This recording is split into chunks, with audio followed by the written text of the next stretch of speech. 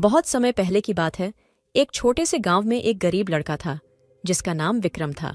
उसकी जिंदगी साधना में बीत रही थी, लेकिन उसके चेहरे पर हमेशा एक मुस्कान थी। एक दिन विक्रम एक रहस्यमय वन में चला गया, जहां उसने एक जादुई पुस्तक पाई।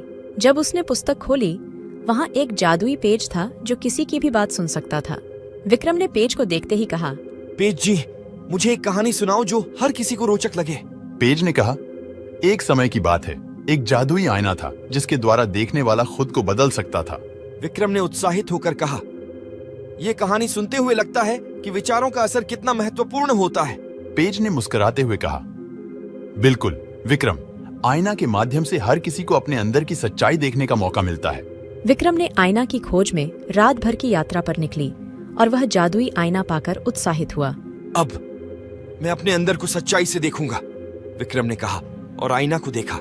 तभी आईना ने कहा, तुम्हारा अंदर जो सच्चा है वह है सहानुभूति। यह शब्द आईना ने कहा और विक्रम की आत्मा में एक नई ऊर्जा का आभास हुआ। विक्रम ने महसूस किया कि वह दूसरों की भावनाओं को महसूस कर सकता है। उसने अब एक नया मित्रता और सहानुभूति का स्तर प्राप्त किया।